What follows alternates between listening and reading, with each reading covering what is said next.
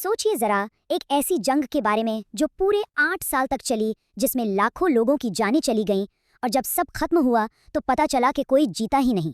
ये Iran Iraq युद्ध की हैरान कर देने वाली कहानी है। एक ऐसा टकराव जिसने न सिर्फ दो देशों को बर्बाद किया, बल्कि पूरे मिडिल ईस्ट के हालात हमेशा के लिए बदल दिए। चलिए मिलकर समझते हैं कि ये सब हुआ कैसे। तो सवाल यही उठता है, 8 साल की भीषण लड़ाई, 10 लाख से ज्यादा लोगों की मौत और खरबों डॉलर के नुकसान के बाद आखिर ये जंग बिना किसी नतीजे के खत्म कैसे हो गई? ये सिर्फ इतिहास का एक सवाल नहीं है, बल्कि एक पहेली है जिसके सुराग आज भी हमें उस इलाके में चल रही उथल पुथल में मिलते हैं।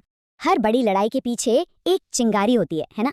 लेकिन ईरान इराक युद्ध की चिंगारी एक ऐसे बारूद के ढेर पर गिरी जो दशकों से तैयार हो रहा था। ये कोई अचानक भड़की आग नहीं थी, नहीं, ये तो पुरानी रंजिशों, सरहदी झगड़ों और एक दूसरे से बिल्कुल अलग विचारधाराओं की धीमी आंच थी जो सालों से सुलग रही थी। तो देखिए कैसे ये तनाव परत दर परत बढ़ता गया। सब कुछ शुरू हुआ एक बहुत ही जरूरी नदी के रास्ते शत अल अरब को लेकर। 1937 में एक समझौता हुआ, लेकिन 1969 में ईरान ने उसे मानने से इनकार कर दिया। 1975 में फिर एक कोशिश हुई शांति की, लेकिन असली भूचाल तो 1979 में आया जब ईरान में इस्लामी क्रांति हुई। बस यहीं से सब कुछ हमेशा के लिए बदल गया। और यही है इस पूरे संघर्ष का असली केंद्र। एक तरफ था सद्दाम हुसैन का इराक, जो एक सेक्युलर देश था और जिसकी ख्वाहिश थी पूरी अरब दुनिया पर राज करने की।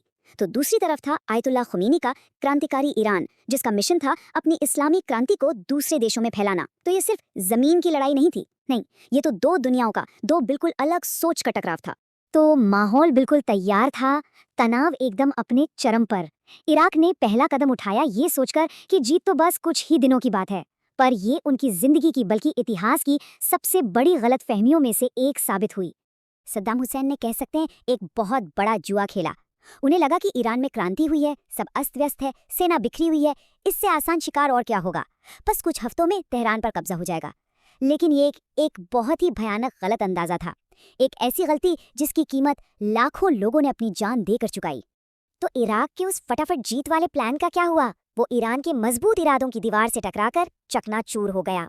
क्रांति ने ईरान को कमजोर नहीं किया था, बल्कि उल्टा उसे एक जबरदस्त राष्ट्रवादी और मजहबी जोश से भर दिया था। जल्द ही ये जंग एक ऐसे मोड़ पर आ गई जहां दोनों तरफ की सेनाएं मीलों लंबी खाइयों में फंस गईं, बिल्कुल वर्ल्ड वॉर 1 के उन डरावने नजारों की तरह। ये जो बात है ना, ये उस भयानक हालात को बिल्कुल सटीक बयां करती है। ये एक ऐसी जंग बन गई थी जिसे कोई जीत नहीं सकता था, लेकिन कोई हार मानने को भी तैयार नहीं था।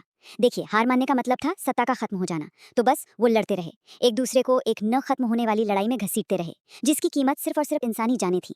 अब जरा लड़ाइयों और रणनीतियों से हटकर इस जंग की असली कीमत की बात करते हैं, इंसानी कीमत की। आगे जो आंकड़े हम देखेंगे वो सिर्फ नंबर्स नहीं हैं, वो टूटे हुए ख्वाबों, बिखरे हुए परिवारों की कहानियां हैं।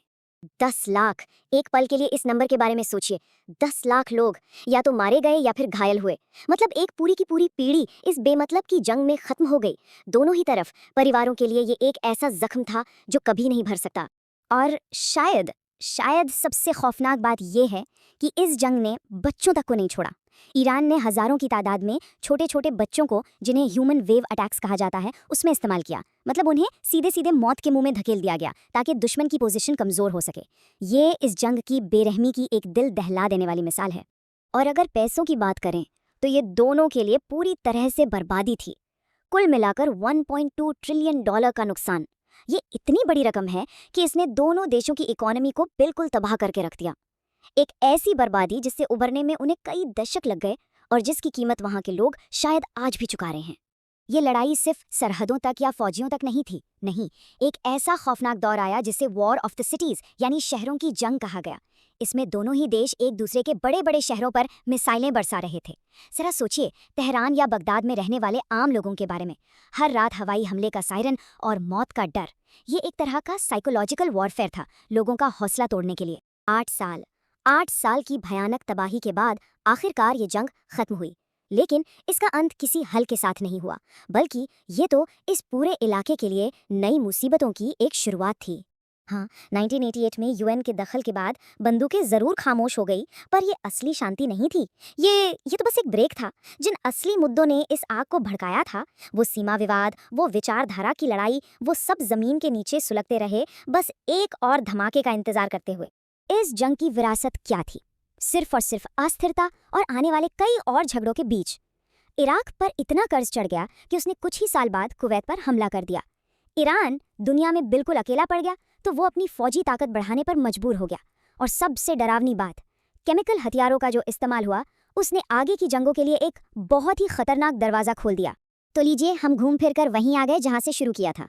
8 साल, 10 लाख से ज़्यादा जानें, खरबों डॉलर, स्वाहा, और आखिर में जीता कोई नहीं। तो क्या हम ये कह सकते हैं कि इस जंग का असली विजेता सिर्फ अस्थिरता थी? ये एक बहुत बेचैन करने वाला सवाल है और इसका जवाब आज भी मिडिल ईस्ट के भविष्य को तय कर रहा है।